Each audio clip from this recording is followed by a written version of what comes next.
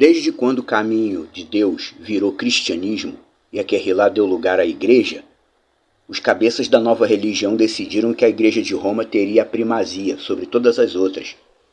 Afinal de contas, religião é poder, né? Toda religião precisa de uma sede, de um poder concentrado na mão de alguém. Toda religião tem um líder maior. E muita gente quer ser esse líder. Imagina como deve ser você decidir a vida dos outros em nome de Deus. Mesmo que você mesmo não tenha vida com Deus.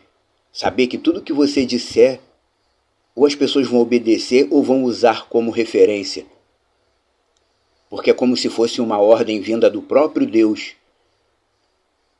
Mas no caso do catolicismo, dá para saber de onde que veio essa ideia de que a Igreja de Roma tem que dirigir as demais.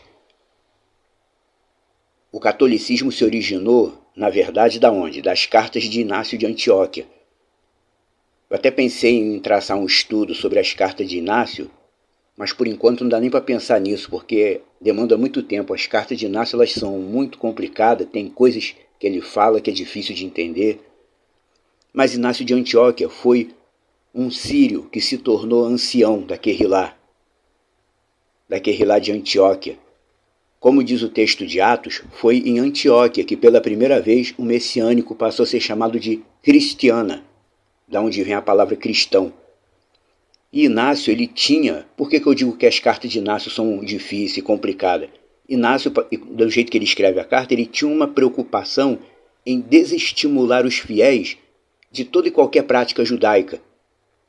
Mas no caso dessa primazia romana, que depois virou o papado, a justificativa está em quê? Está na chamada carta de Inácio aos romanos. A justificativa de por que a Igreja de Roma é maior do que as demais está na carta de Inácio aos romanos.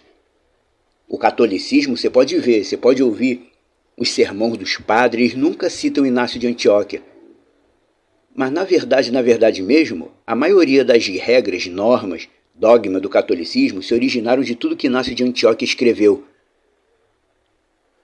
A carta de Inácio aos romanos, na tradução comum que a gente tem, começa assim: Inácio, também chamado Teóforo, a igreja que recebeu misericórdia por meio da magnificência do Pai Altíssimo. Aí mais lá para frente diz assim: a igreja que preside na região dos romanos, digna de Deus. Aí pegaram essa expressãozinha curta, a igreja que preside, do verbo presidir, da onde vem a palavra presidente, a igreja que preside na região dos romanos. Aí fizeram uma distorção básica de que, se está escrito a igreja que preside na região dos romanos, então presidir é como ser presidente. Então a igreja de Roma comanda as demais, porque presidir significa governar, comandar. Mas foi isso que Inácio quis dizer? Que a igreja de Roma comanda as demais, de lá da região de Roma? Na verdade, claro que não, né? Não foi isso que ele quis dizer. Em português diz a igreja que preside na região dos romanos. Mas na versão grega, que é a versão original da carta de Inácio, esse trecho ele diz assim: Pu proistate stitesitis horas tu Romeium. Ou seja, é a congregação que comanda no lugar do país dos romanos. O que nós estava falando é isso. Eu estou escrevendo a congregação que comanda no lugar do país dos romanos. O catolicismo colocou uma interpretação maliciosa para manipular. Por que ele está dizendo que a congregação de Roma comanda no lugar do país dos romanos? Ele está dizendo, na verdade, apenas uma coisa, que a congregação de Roma comanda a obra de Deus, comanda o serviço divino dentro da região de Roma. É isso que o texto está falando.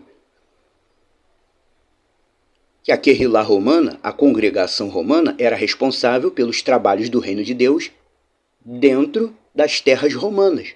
No lugar do país dos romanos, ela comandava a obra de Deus. É só isso.